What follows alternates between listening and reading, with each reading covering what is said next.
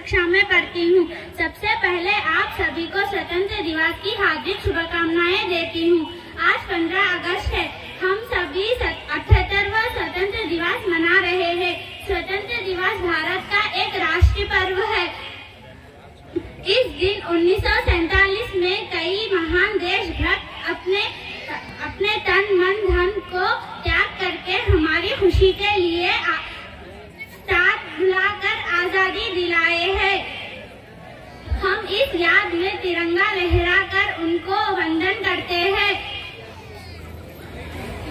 हमें आने वाले दिनों में देश की रक्षा का प्रण ले।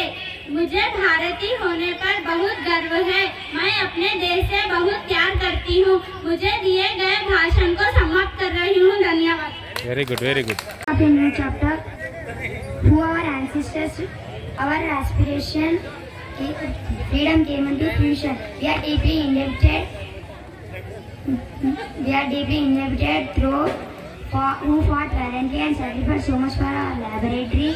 Their visions and causes have shaped the India. As we honor their achievements, let's also focus on the future. Each of us has a part to play in the continued growth and success of our country.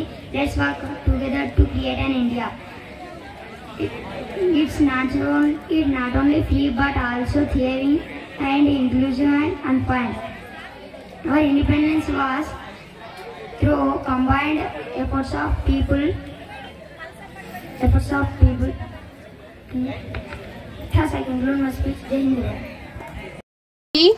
గ్రామ పెద్దలకి, ఉపాధ్యాయులకు మరియు నా తోటి విద్యార్థులకు స్వతంత్ర దినోత్సవ శుభాకాంక్షలు. ఈరోజు యావత్ భారత జాతి గర్వించదగిన సుదినం. మనం ఈ స్వేచ్ఛా వాయువుని పీలుస్తున్నాము అంటే దాని వెనుక చాలా మంది మహాత్ముల త్యాగం దాగి ఉంది. ఆ చరిత్ర అంతా ఎన్ని యుగాలు గడిచినా మనం మర్చిపోలేనిది.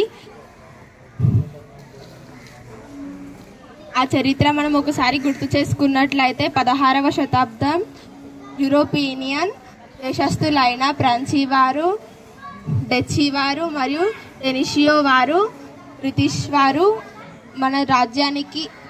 మన దేశానికి వ్యాపారం చేసుకోవడానికని వచ్చారు.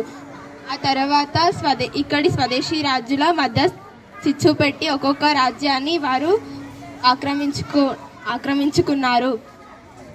మన దేశంలో మొట్టమొదటి బ్రిటిష్ రాజస్థాపన చేసిన వారు రాబర్ట్ క్లైవ్.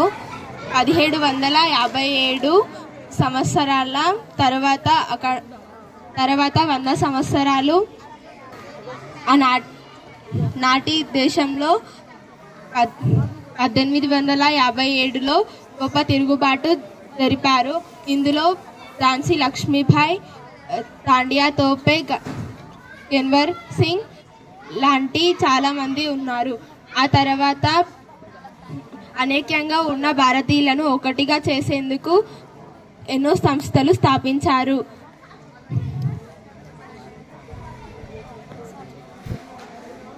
ఉద్యమాలు నడిపించారు. స్వాతంత్ర ఉద్యమాలలో ఎంతో మంది మన జాతీయ నాయకులు ఉన్నారు.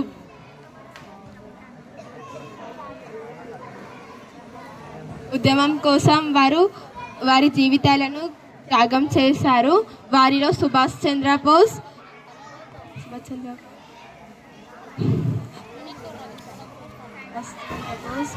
బిపిన్ చంద్రపాల్, అరవింద్ ఘోష్, అల్లూరి సీతారామరాజు, భగత్ సింగ్,